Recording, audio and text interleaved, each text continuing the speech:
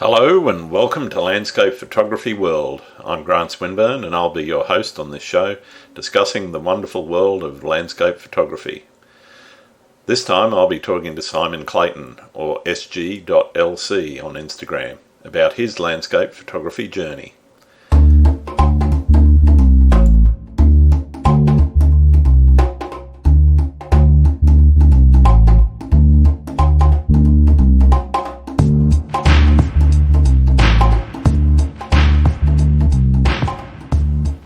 Simon is based on the northern beaches of Sydney, and his long exposure drone shots are second to none. He's been photographing the beaches for about 5 years now, but still finds new and surprising things about the areas he explores. His main love is to shoot seascapes, sunrise and surf with a mix of drone and mirrorless cameras, depending on the conditions. Some of you may know him from the Scapers podcast, which was one of the inspirations for me making this thing. We'll be getting to know Simon a bit better over the next hour or so, and we'll talk about where he started with landscape photography, what drives his passion for seascapes and landscapes, how he sees drone photography, and where next for him and his work. I hope you enjoy the show. Hi Simon, welcome to the podcast. How are you doing? Hello, Graham. Yeah, good. Thank you. Thank you for having me on, mate. I appreciate it. No problem. Been looking forward to talking to you. When was the last time you got out to shoot? Well, actually, I'm lucky enough to be living very close to the beaches. It's within the area. So I try to shoot, like I try to sort of coincide it with the allowed exercise that I've been doing. So sorry, yeah, quite a bit actually. I'm sure you've seen. We've had so many good sunrises and sunsets. Yeah, I know. I've been watching them out my window going, I want to get out there, but can't. Yeah, there's been a lot of good ones. And like we were talking before, we don't want to neither of us want to go too far down the COVID path, talking about COVID, but like a lot of people, there's a lot of people like, oh, you shouldn't be out shooting during COVID, but like for me, I do it as it's work, like a lot of my images, like I shoot mainly on the northern beaches, and I have a bit of a following of northern beaches locals, and I do sell these prints, so I consider it work anyway. Yeah, but to answer your question, quite a bit. We've just had a lot of good skies lately. Not all of them I've got. There was that sky yesterday we had a real good burner, and I was shooting down at Tarameta, and I just couldn't find a good composition. Have you been there before? Yeah, been there a fair bit. It's one of my go-tos because there are so many comps, but because there was very little swell. It was a very low tide, and when it's like that, like shooting the ocean pools is tricky because you're going to get all the barnacles and stuff, and there's usually not much flow. So I thought Turry is going to be the way to go. But the problem is I think a lot of people, there was quite a few people that probably had the same idea, and right. This is something you only deal with when you live and shoot in a city.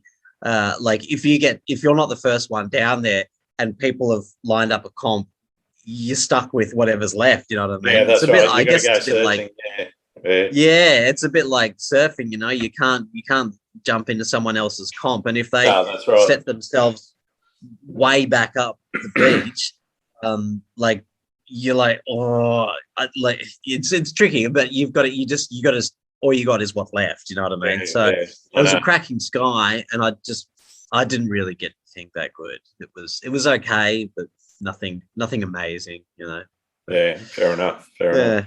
So I like to sort of kick these conversations off by asking how you got into photography. What's your earliest photography memory and that sort of thing? Yeah. Okay. Sweet.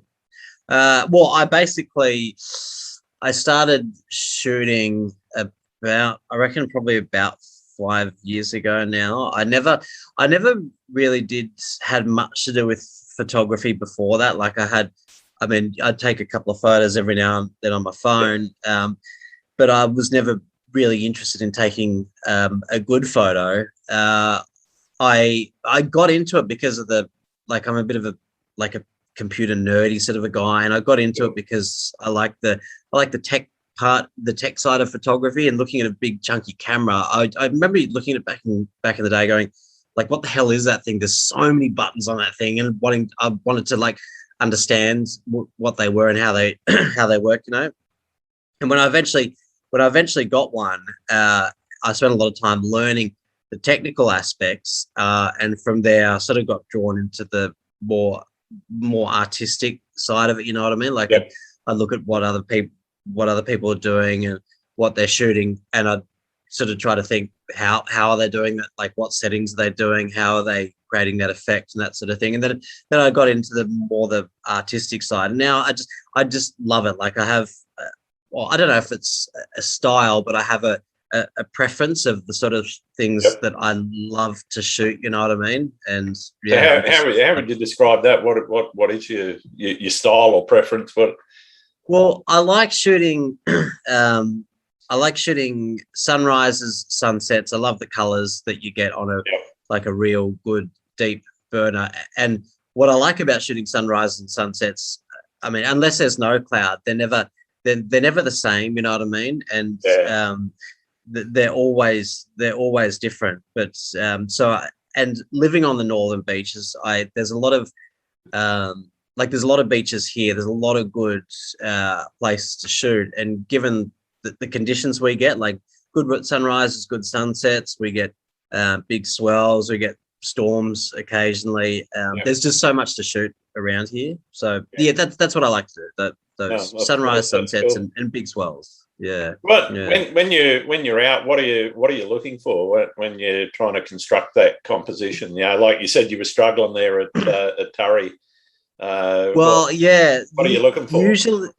Usually I'll have the shot in mind before I go there. You know what I mean? Like, because a lot of the areas around here are just like, I'm not traveling and scouting out spots so much at the moment, but a lot of the areas around here, like I'll see a spot and I'll think that spot could be good under set circumstances, like on a high tide, big swell, northeast swell. That spot could work with some flow, and I just sort of just keep it in the back of my head for when it lines up. So usually what I'll do is like I'll look at the conditions, the forecasted conditions a couple of days before. Like if I see that there's going to be some high cloud and a bit of swell around, I'll think to myself, what are my options? And I'll have it lined up pretty much what I want to shoot. It's rare, except for what I was telling you about with Turry before, that I'll go to somewhere and not really have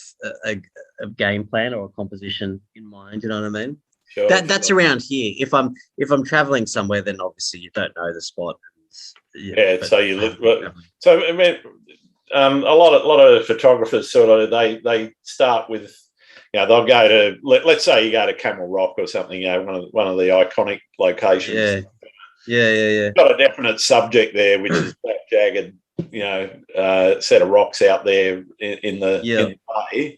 You know, what's your foreground look like? Because that's kind of that a lot of photographers start with, okay, I've got that main subject, but now what I'm looking at is an interesting foreground. So how do you think what you go for? Well, I try to find something with I guess lately I've been focusing on like the texture in the image. So like I'd be looking for something with a soft, pleasing sort of a texture. So if it was like some drawn out flow, like leading towards the rock, is obviously going to be a winner. Or the sand, like if there's a pattern in the sand, if it's a low tide, there's a pattern in the sand that's interesting, I'd hone in on that. But yeah, like if it's a really jagged rock with no water movement around it or something like that, I'd avoid it, because it's just like those textures, even though you've got something in the foreground, the textures of some of the rocks that you can get on the coast around here, like they're all really harsh, jagged rocks, and I find them distracting, or they take away from the the scene a little bit, you know. Yeah, So so something soft. you're kind of looking for that soft, smooth flow into the background subject with Yeah, the yeah, mid-range subject. Yeah, okay. yeah, and that's pretty much why I couldn't get a decent shot at Turry the other day, because like I had a little bit of flow in the image in the foreground, but the water behind, just to the right, was so choppy. It's so distracting. You know what I mean? Like it's Yeah, it just took you away from gotta what you were doing. Yeah, yeah, yeah. So it's like there's like there's so much that can like the conditions make such a big difference when you're shooting seascapes. Like any sort of wind from the wrong direction can just absolutely kill it, even if you've got a good nice sky yeah. and nice foreground, whatever. Just a little bit, the wind being wrong, it's over, you know. Yeah. So So yeah. what's your process look like when you've got that shot in mind, and you turn up at the beach or wherever it is, and you sort of Yeah. saying, all right, well, I know I've got my tripod set up. What are you thinking through? What are you looking for? What are you? Well, I'll get, first up is I'll get the comp sorted. So you want to make sure, well, I try to make sure I'm there a decent amount before the light really starts to get going. So Yep. like what you see when you get like when you know it's going to be a really good burning sky. You know how you get that, like that little bit of pre-glow on the sky and it disappears Not again? normally you get that glow and then a second glow after it goes a bit funny, you know. Yeah. Yeah, well, you get that first one, but then it dies right off Yeah, again, it and then dies just right goes off. bang and just and explodes again. So I try to make sure I'm set up before or during that first little bit of glow. And what I'm trying to do is, first up I'll set the the composition, so I'll make sure I got the right height. Everything's like balanced. So I usually just look through the rear viewfinder on the camera. So I'll try to make sure that everything's balanced, like that, and I'm not too wide. Like I've been trying to focus on not getting, like, even though I shoot with a wide lens all the time, I've been pulling it in a fair bit, because you can have all this rubbish out to the sides that's not unnecessary. needed. It's not adding to the scene, you know what I mean? Even though you might be missing some of the good sky with going really wide, I find you don't need it. Like the sky is one element of the shot. The key element is the foreground and what it's leaning towards. You know what I mean? So I'll get that right. I usually shoot at around f8, so f8 ISO down to 100, and I always bracket it, even though you don't really need to as much with modern cameras. But I got a Z6, and I don't know if you've noticed this with when if you've shot with different cameras, but like some cameras can pull in the highlights quite a lot and can't pull up the shadows so much. And I think that's how the manufacturers design it. Like the Z6, they rave about how much shadow recovery it's got, but it's terrible with the highlights. Like if you expose for the highlights, your shadows are fine, but if you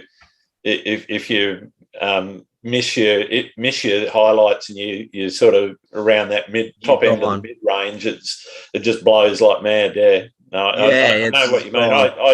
I bracket. One of the reasons why I started bracketing was because I kicked off doing this sort of thing with an old Canon 500D. You know, it wasn't old. But I mean, it had very limited dynamic range, and you know, the shadows were crusty as if you didn't expose to give them enough enough exposure to get the shadows, you know, removing all that noise. But then you end up, you know, blowing the highlights. If you're trying to do it all in camera, it's almost physically impossible. So you're constantly going up and to get around that, go to bracketing, and then you know, work it through the post processing to blend it together. Well, that's sort of what I do. Like I'll set the composition up, and because I usually use the rear view finder, I wind the exposure compensation to +2, so everything's totally blown out. But just so I can check, I can see on the back screen how the composition's looking, like how the darkest areas of the shot line up. And then I usually wind it down to -1. So when I'm shooting, like, because what I'll do is if I'm shooting flow or something, I'll set it at -1, and then just fire away on burst mode, just click, click, click, click, click, shooting the incoming flow. Yep, got it. Maybe wind a stop up again, just as if there's any shadows that I really want to make sure are free of noise, and then I'd merge it all in afterwards, if that makes sense. No, makes a lot of sense. At least I know what you're talking about. Hopefully the listeners do. Well, if you don't, it just means like I'm shooting most of my almost all my shots are underexposed by default when they come out of the camera. Right. And the reason for that is so that when you're in Lightroom editing your images, the brightest parts of the image are still there. They're not destroyed from being blown out. I hope that makes sense. Got it. I don't know. So when you get them home, what's next? Are you straight into editing, or do you leave them sit and ferment for a while?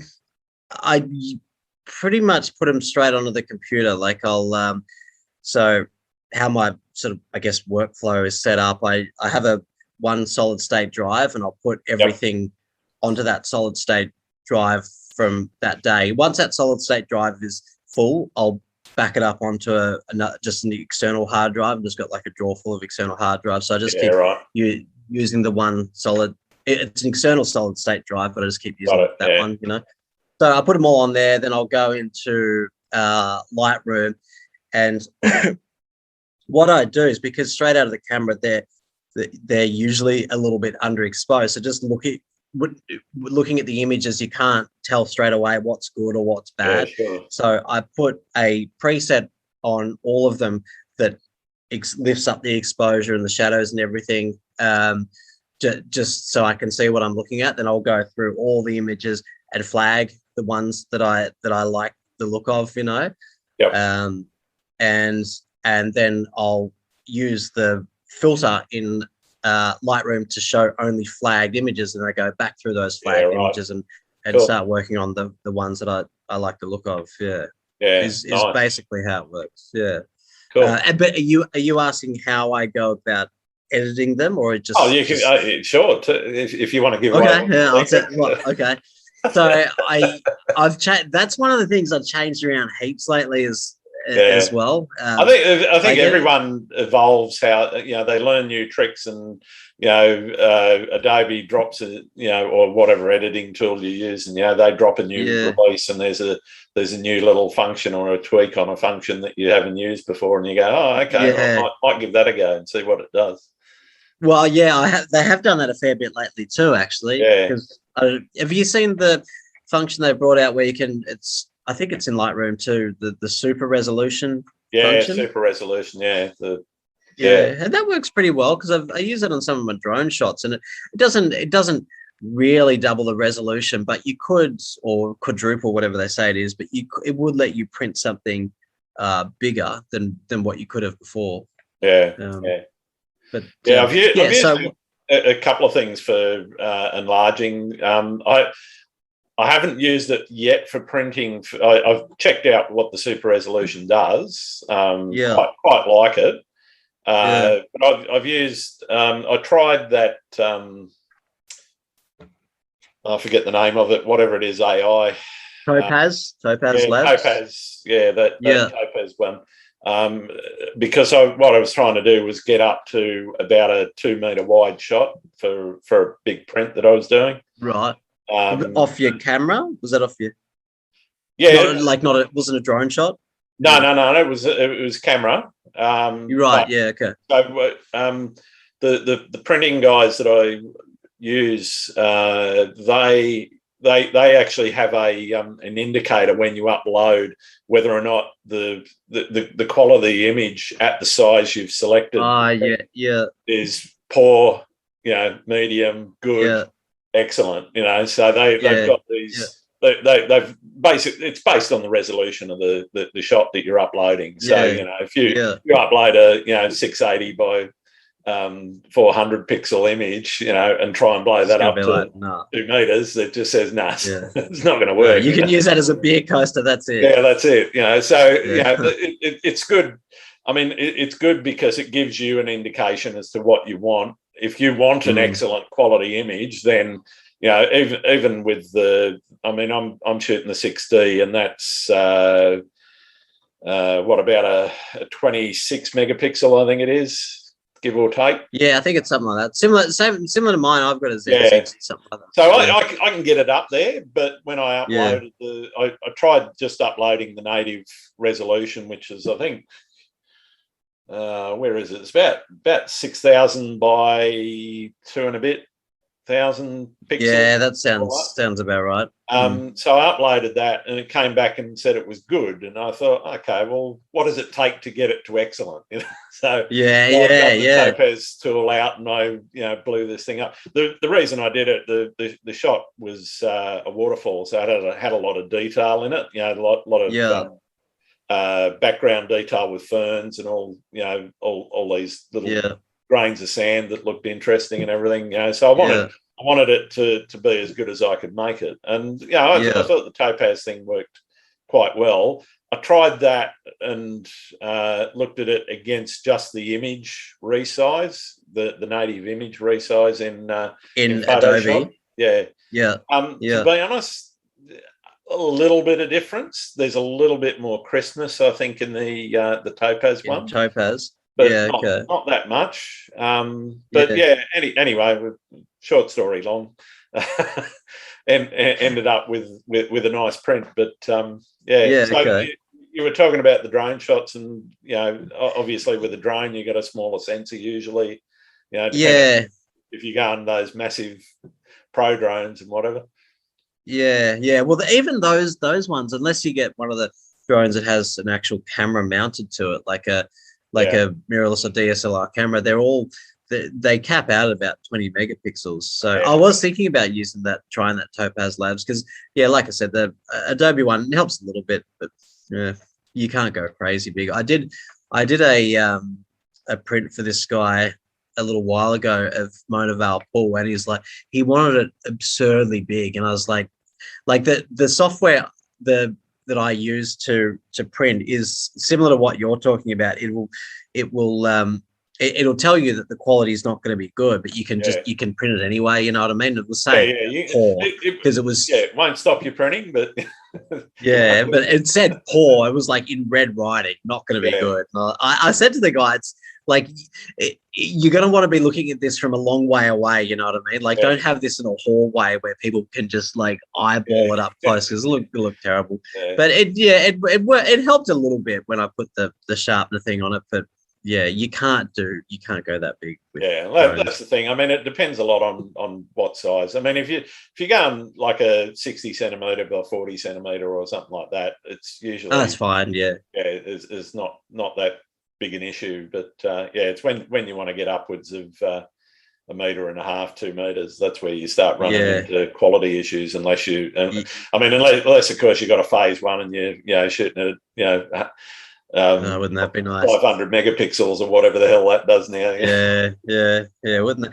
They've sort of a lot of those camera brands, like I haven't been keeping tabs on them lately, but for a while there they were all going crazy against each other, pushing for super high megapixels. It seems in the last, maybe because of COVID and R&D and stuff's died down, but they don't seem to be doing those crazy pushing for stupid high megapixel anymore. I don't know.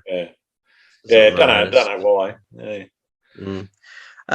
But I forgot what we're talking about earlier. Was I talking about? I was talking about my workflow with editing, like how I go about that's right. editing them. So like one thing I've noticed one thing I've changed over since when I started shooting to now, and I know this is common for a lot of people, when you start shooing, when you start editing, you just go crazy with the adjustments, like the sliders, just and clarity up to 100.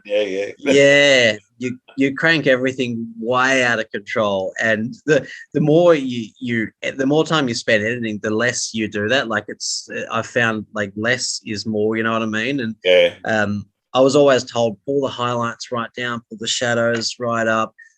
Contrast, crank that one up too. And I always pull the highlights right down, like they come down to the lowest possible setting, just so all the details in the sky. Well, I almost always do that, but the shadows, I don't always bring them right up anymore, even if it's like a bracketed image. Like I'll only crank the shadows up a little bit, because what I've realized, or what I've been told, is that, and it's correct. Well, I believe it's correct. Is that, like, when you're looking at an image, your eye is naturally drawn to the brightest part of the image, that's right.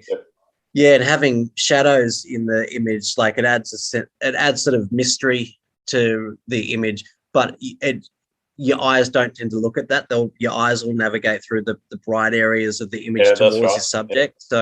So keeping those shadows in there is really, really important. So, like, I mean, having good dynamic range in your camera is good, but you don't need to crank the shadows way up to pull everything out, because it's actually going to hurt the image a lot, So yeah, I do that. The shadows come up a little bit. Clarity and texture, you touch a little bit, but they're more like selective adjustments. So if I want to add some detail or definition to flow, I will brush some clarity or texture in those areas. Sure.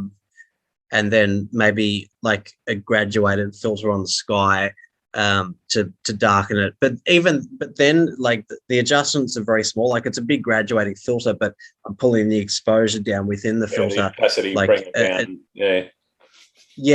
But only a 20th, a fifth of a stop or so. Not like just small tweaks. Yeah, got it. Yeah. So, I've actually got a question from some of the listeners. How do you choose between when to put the drone up versus the land-based setup? If I don't think I'm going to be able to find a good, strong composition with the camera, I'd send the drone up. So, like what we were talking about before, like if I'm trying to capture something and get some good flow or interest in the foreground, if I know I'm going to be able to nail that with the camera, I'll use it. But if it's not going to happen, just send the drone up and you just get everything. You know what I mean? Yeah, right. Is probably the way I would do it. But there's trade-offs with the drone too. Like it's not as good. It doesn't get the colors as, like, especially sunrise and sunset colors. It doesn't get them anywhere near as well as the camera. It's heaps more work trying to recover them in post. Yeah. So one of the things, I guess, with the drone that I've seen you do that not too many other people are doing, there's a couple other guys out there that get into it, is that nice long exposure. So what are you doing to pull that off, and how is that all about being a good drone pilot, or is it you got to sort of stay in the one spot for a while you're shooting, that sort of thing? Yeah, it's not actually as tricky as you would think it would be. Like, you just, like, assuming what drone have you got? I don't have one. I thought you. Okay. Never flown one. I've done a helicopter trip or two, but never done one. Yeah. Yeah. Okay. Well, it's not as tricky as you'd think it, but as long as you know, like, how to use to adjust the drone settings on your phone. You basically, the reason it's hard is because you can't see, you don't know if you've butchered the long exposure or not. You know what I mean? Because you don't get to see, you don't get to preview the image. The only time you'll see it is when you get home. Get it home and download the stick. Yeah, but basically what you do is same as you would with the camera. Just get your drone position, get your composition set up, wait for the flow, make sure your exposure is correct. And the difference is you want to take heaps of shots on the drone. So if I'm shooting like an ocean pool and water's flowing over the top, I'll probably take about 20 shots of it with the drone, because like, even if there's no wind, the drone will move a little bit, and on average you get maybe 1 in 10 sharp shots. So take 20 shots, you'll get 2 that are going to be sharp. Is usually how it works. You know what I mean? But then the tricky part is as well, what I haven't done it for a little while, but I was doing those ones where you're doing a long exposure but following like a car. So, like, the drone will be matching the car's speed, and you're doing a half a second shot, and they're tricky to get right, because you got to match the car's speed exactly so that the whole background behind it is blurred. They look really cool, and they're hard to get right because you got to be spot on with the drone's movement tracking the car. Yeah. But, yeah. Cool.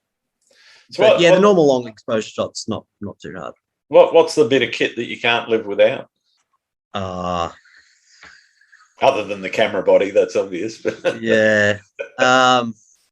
I'd say probably the filter. It's the one filter that I use is a Nissi 6-stop, and that's the only filter that I use. Okay. It's probably more than what I need, but I use that all the time. It's like a 6-stop and a polarizer as well. Yeah, right. Yeah, I use it pretty much all the time when I'm shooting flow, because even though it's a little bit darker than what you need for shooting flow, like a 3-stop would probably be better, but the camera I've got is pretty good at high ISO, so I can just crank the ISO up to 1,000 or so, right. And then you're shooting at the what you're doing what a 3-stop would, if that makes sense. So yeah, probably the Nissi filter, I'd say. It's only the one that I use. No, fair enough. I mean, I've actually only using 2 filters at the moment. One's the 3-stop, the other's the 10-stop, and the three is obvious. That's for flow. You know, get you down around that. You know, quarter to max half a second, sort of. Yeah. Fifth of a second, quarter of a second for flow, but the 10-stop's obviously for those nice long cloud streaks and the creamy in the water right out. Yeah.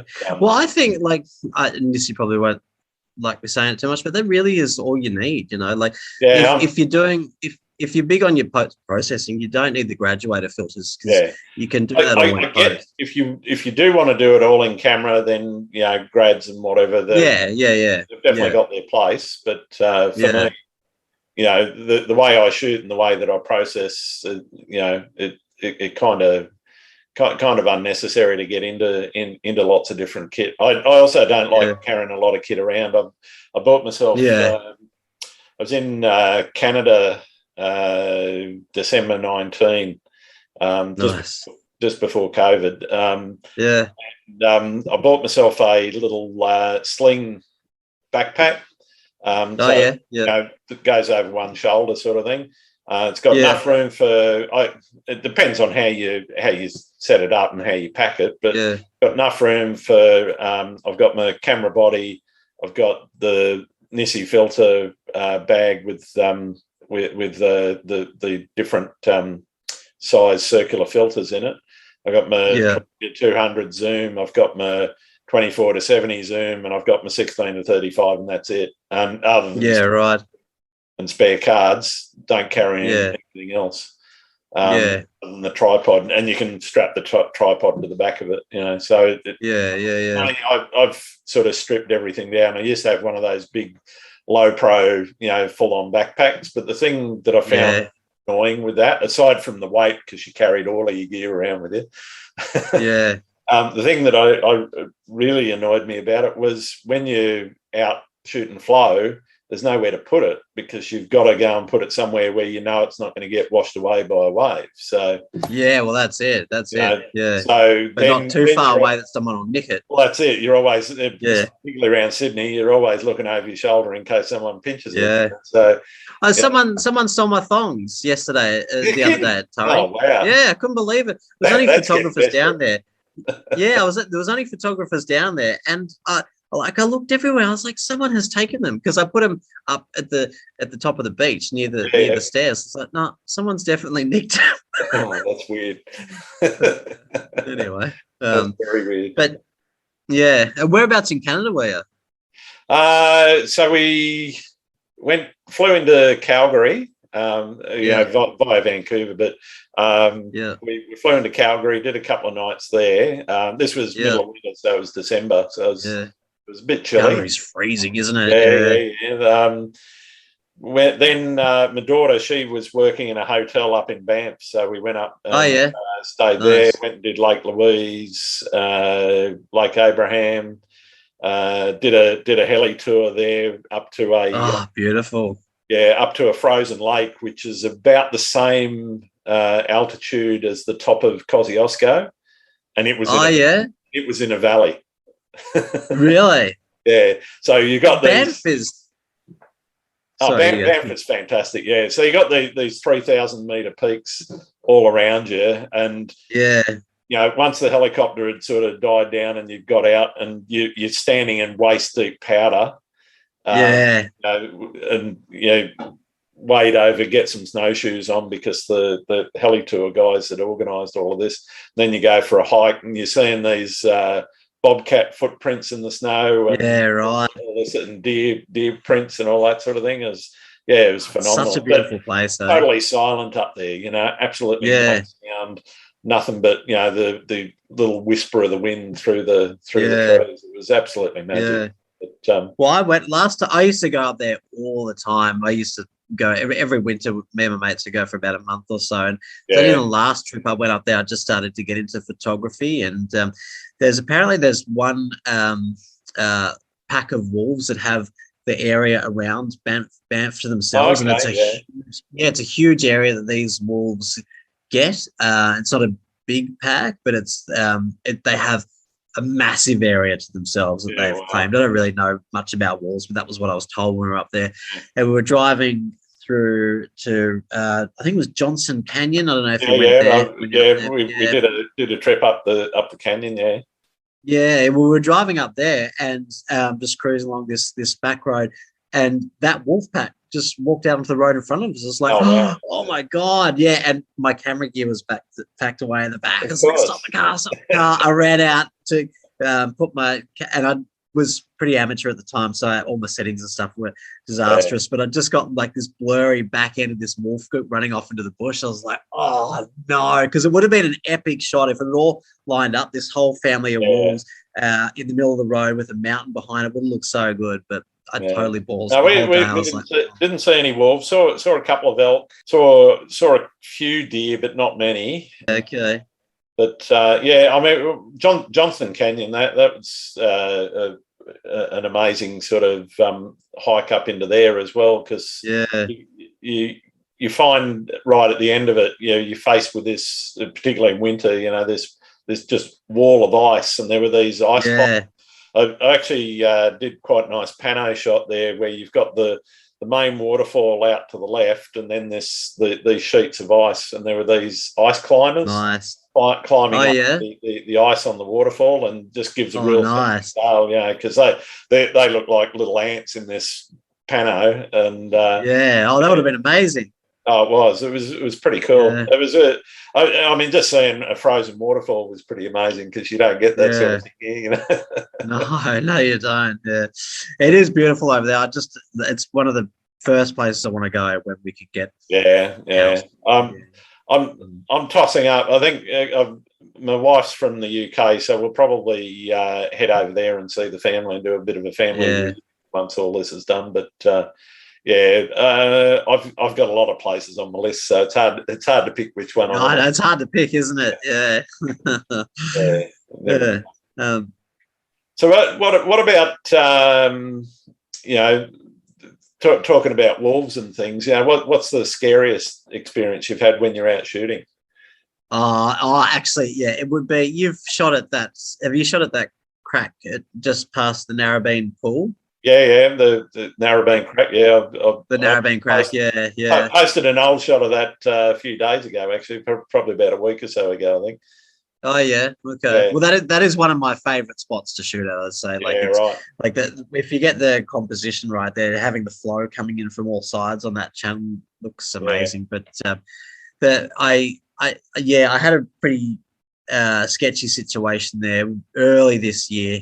It was because I always used to say this to people when I was doing workshops, like if you're shooting seascape, make sure you watch the ocean for a while before you walk out there. And what you got to realize is that whatever's wet is obviously is being hit by waves. That's right. And I'd been watching it for quite a while, and there was some medium-sized sets, and you watch how far they roll in over the shelf, you know what I mean? And I was at the crack, and just this ridiculously big wave came, and I was just like, oh my God. And the worst thing there is you don't want to turn your back on it. The ground is slippery, and if you run to get away from it, you're definitely going to fall. So I'm just sort of slowly backing away from this wall of water coming towards me. and it hit me, and I had my camera on the tripod. I just had to hold it up while the water pushed me back down and keep the camera afloat. I didn't really get dragged along very far, but it was pretty terrifying. Like, it wasn't that scary. I was just like, you weren't going to die, but you weren't comfortable. Yeah, and I thought my camera could easily die. You know what I mean? Yeah. But that was a bit terrifying because this thing just exploded onto the reef, and they actually, like, the wave sort of runs out quicker than you thought it would. Like, it runs out of puff earlier than you think it would at that spot for some reason. And by the time it got to me, it wasn't too bad. But when it exploded on the reef, I was like, on the shelf, I was like, oh my God. Yeah. That was pretty hectic, that one, I would say.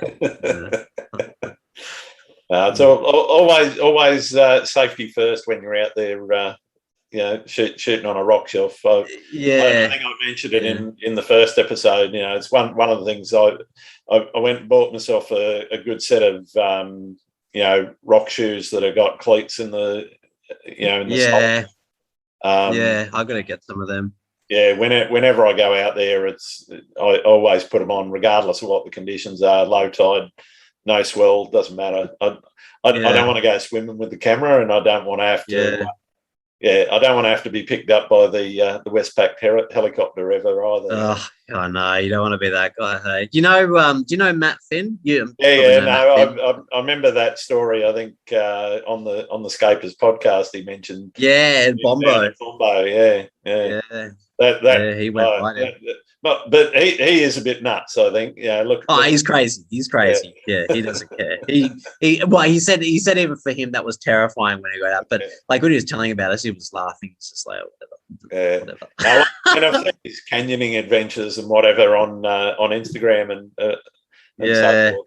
And I mean, I'd love to do a bit of canyoning, but not necessarily, to some of the extremes that he goes to with the. Yeah, he goes hard. Him and his mates, they go to the next level. They get right into it.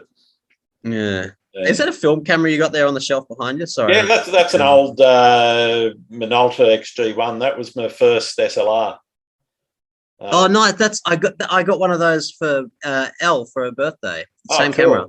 Yeah, I managed to find one on Gumtree because she wanted a film camera for ages, and apparently they're like the best of the best. The Minolta they made some good glass back in their time.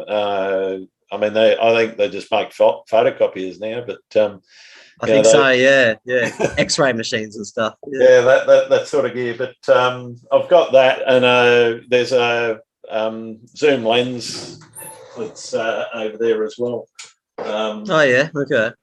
What is it? A Auto Pro Mura, whoever that is. Auto Pro Mura. Yeah, 80 to 200 mil. Yeah, okay. With the Minolta mount, the bayonet mount.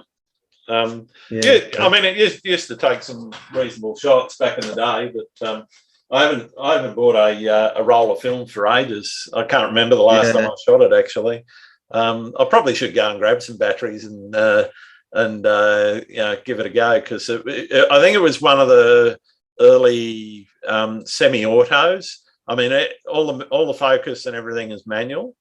It does auto exposure metering. So one of the first to do that sort of thing. So, but you can.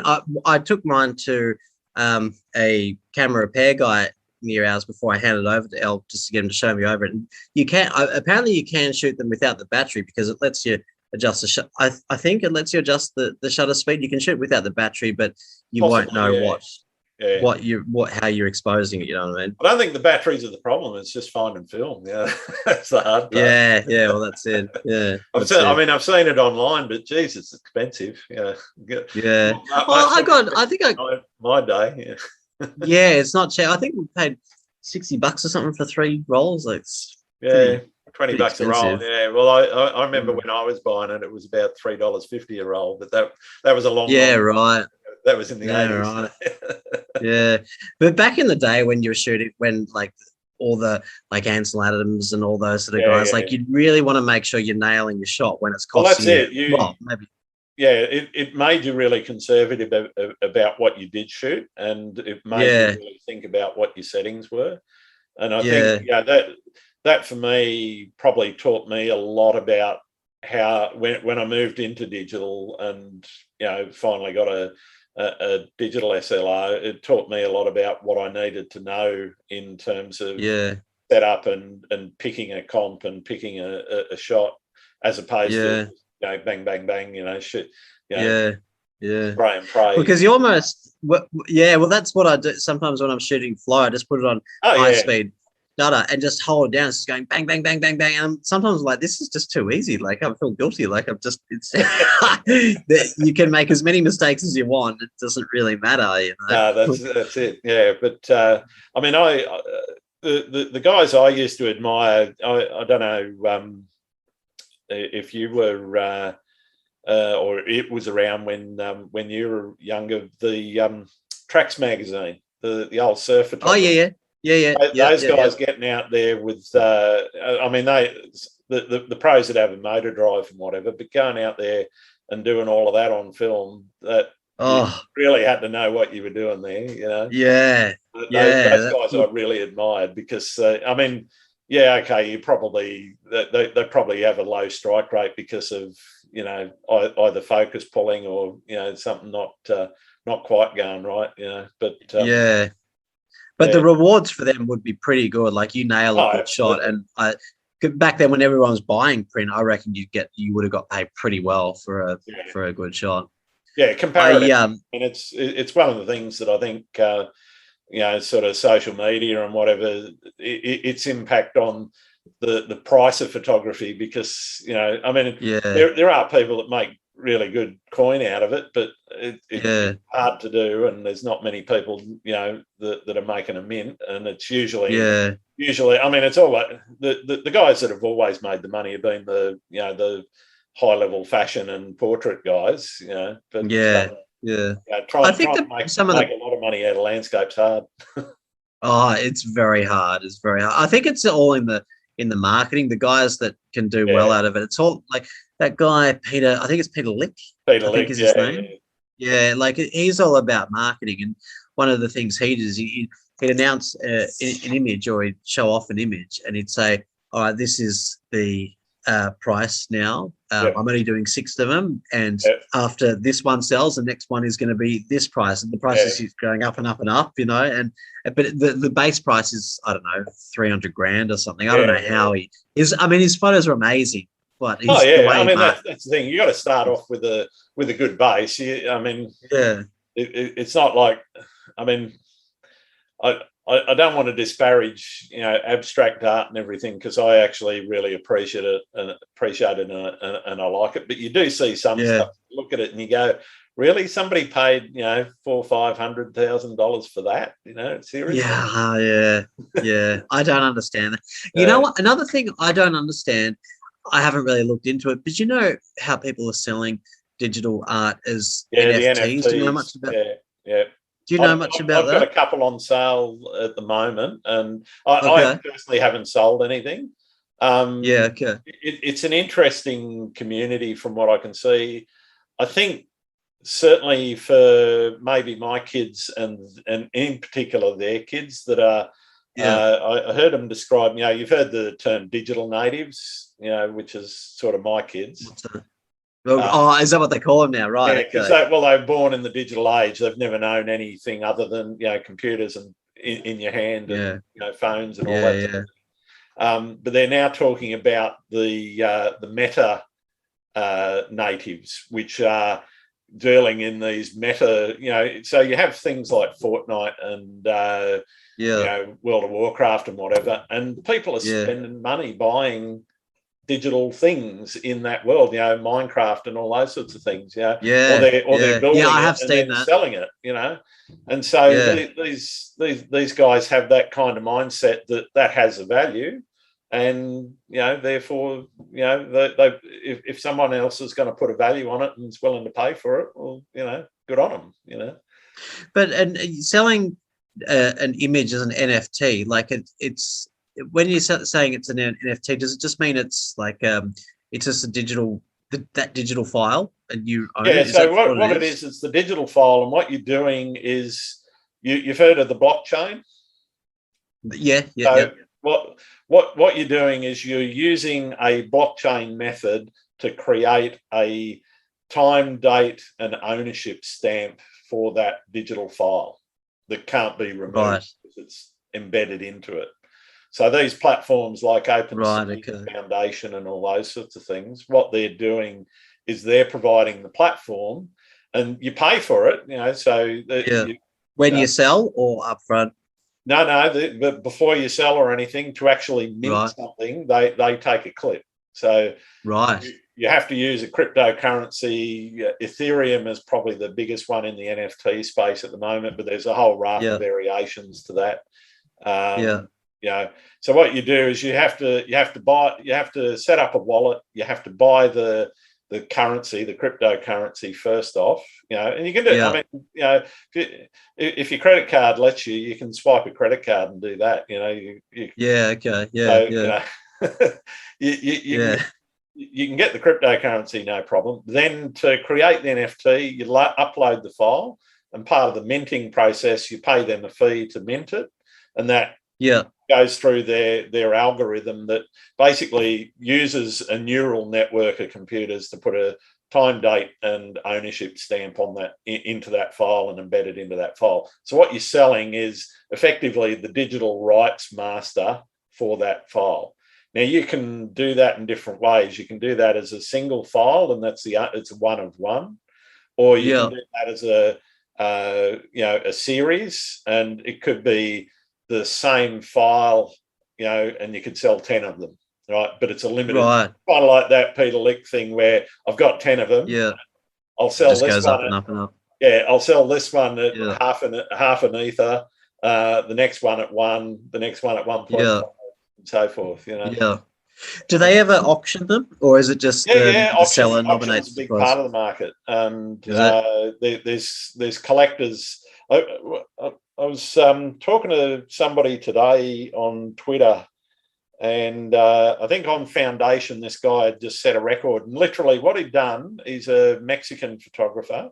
The photos, I love his work. They're literally him hanging over a pedestrian overpass over a freeway somewhere in Mexico City, taking photos of people in the back of utes, because that's a common way of getting to work or getting around. So what he's got is this ute in a lane, and the people at the back, and he's just taken a shot of this ute going down the road. People sitting in the back of it, and he's got and he's selling those. He sold a collection of 45 of them in the last week for the equivalent of about $420,000 US.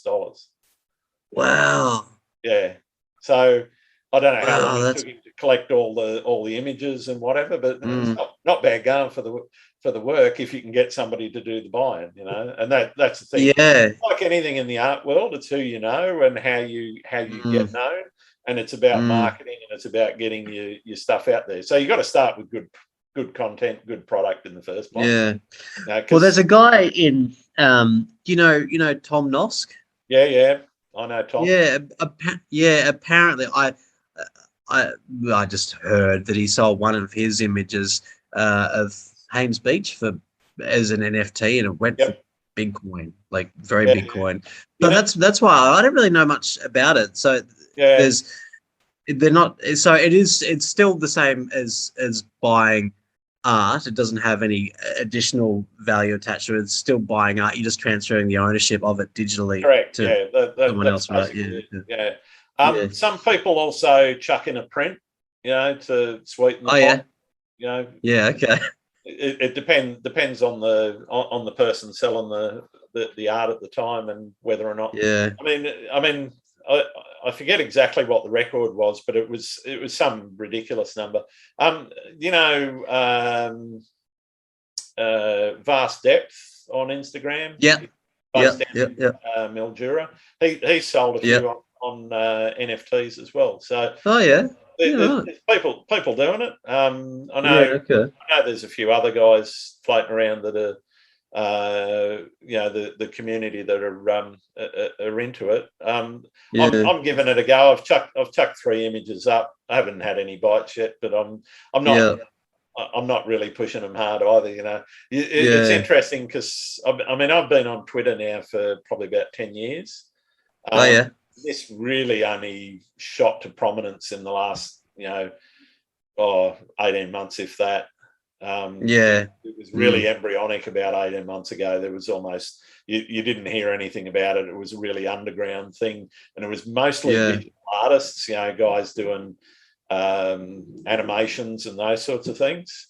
For like video games and stuff like that. Yeah, but just standalone artworks, for example. It might be a transparent rose which is rotating, in a something like that, or it might be something completely different, But in the last probably 12 months from that sort of starting to gain ground, the photography market has really become quite big, and there's a few big names in there, starting to sell their work now. And when you start to see that sort of thing happening, there's a real sort of movement behind it. It's like most of these things, they start off and people go, it could just be a fad, it could be something that takes off. But I think this is probably here to stay, and I think it's probably something that's going to be. I don't know if some people tout it as the future for selling art, but I still think there's a market for the physical product as well. I'm sure there would be. There would have to be, because a lot of my experience with selling art selling images is the purchase. Like you get the best sales, or the most sales you get from people when they're sort of an impulse purchase, like someone. Yeah. If someone's going to go to an online art gallery and look at a million photos, it's very difficult to stand out. But if you put your image in front of them, you're more likely to get people go, "Wow, I want that." You know what I mean? Yeah. Well, because I've been on Instagram for ages, and I don't actively try to sell prints on there, but I very rarely sell prints off Instagram. But I'm in a lot of the very much the same, I sell nothing from there, but in the I'm on a few Facebook groups for my area, and every time not every time, but often when I promote work, you'll get a sale out of it, because those people aren't looking at images all day every day. You know what I mean? That's exactly it. Yeah, and that's the thing. I think you got to get people where they're in a mood to buy something, and also. When they're not being bombarded with thousands of other images which are equal or better quality, you're not going to stand out. That's why I've wanted to do. Have you ever done like markets, like done a selling prints at a market? I've never printed enough stuff for that sort of thing. Yeah, me neither, actually. Given it a go yet, but it's something I've thought a little bit about. But I mean, the funny thing is, you kind of got to be doing your Saturdays and Sundays for that, and early in the morning, and I'm usually out shooting, so. That's the problem. If you had to go to a market, we knew it was going to be at 4 o'clock in the morning when I could be out shooting, Yeah, especially if you knew it was going to be a good sunrise, you'd be like, "That's right, this is a mistake." But anyway, so what would you tell yourself, 10-year-old Simon, about photography? I would say get a camera now and start shooting. Get into it now. I didn't know. Like 5 years ago, I had no idea that I was like an arty sort of a person. Like I never back then, I'd just look at art and go, I don't know anything about art, not interested, couldn't care less. But if I had it again, I'd be like, get a camera, get out there and take photos, because ever since I've had a camera, I've been hooked on it. I love it. It does become a drug. It does, an expensive one too. Very much so. So what do you see as the most important thing about being a photographer? What's the most important thing to you? I probably have two answers. Firstly, you got to realize you have an obligation to not allow areas that you shoot to become trashed. You know what I mean? Like if you come across a spot and manage to shoot it in pristine conditions, you're probably going to attract a huge crowd of people. Then you've got an obligation to not let that place get butchered by destroyed. You know what I mean? So that would be from a moral, ethical standpoint. From a photography standpoint, it's all about getting the composition is super important. You know what I mean? And the more I've shot, the more I realize that, like back in the day, you'd see a good sunset coming up, you just go take photos, or a sunrise coming, you just take photos of that, and that doesn't cut it. You know what I mean? Like composition, a good strong composition is critical to getting a good shot, in my opinion. I totally agree. So what are you doing when you're not out shooting? I drive a bus Okay. for state transit. I also do a bit of real estate photography as well. Real estate photography and videography as well. Videography is kind of a new thing for me, and I've sort of been thrown in the deep end with that. But I love doing real estate photography because there are actually some similarities to landscape in that, like finding good strong compositions to shoot. Most of the agents that I work with give me quite a bit of freedom. Like some agents will tell you exactly how they want the shot done, but most of them, well, the ones, fortunately, a lot of the ones I work with, they give me the keys and just tell me to drop the keys back tomorrow. But I really like doing real estate photography. It's similar to landscape photography in some ways, but the editing style is totally different. Actually, I don't do the edits. I get them, outsource them. It's much easier. That's nice. Yeah. Yeah. Well, I used to when I started doing them, because if you're shooting inside a house, you can imagine like dynamic range difference between inside. You got to make the inside as bright as possible. Yeah, but you got to get everything outside. It's it can be 5 or 8 stops difference, and blending those, I found a nightmare to do it. But you can get it done overseas for like $1 or $2 an image. It's really cheap. Oh, that's brilliant. Yeah. Well, I got the most important question. Pineapple. Oh, yeah? Pizza. I knew this was coming. No pineapple. No pineapple for Simon. No pineapple, not for me. Just pepperoni. That's pepperoni. it. All right. Pepperoni, heaps of hot sauce, and a thin base. Fantastic. Well, thanks very much for talking to me tonight, Simon. That's all right, Grant. Catching up with you. Thanks so much for having me on. No worries. And it's been great to learn about your photographic journey. Where can people find your work? Go to sglcimage.com or you can on Instagram, sg.lc is where you can find me. All right, brilliant. All right. Well, thanks very much again, and thanks for listening to Landscape Photography World. Hope you've enjoyed the show, and keep listening because I'll be joined with some great guests in upcoming episodes. You can find my work and this podcast at grantswinburnephotography.com. I'm also on Instagram, Twitter and Facebook. I'm Grant Swinburne and hope to see you out shooting soon.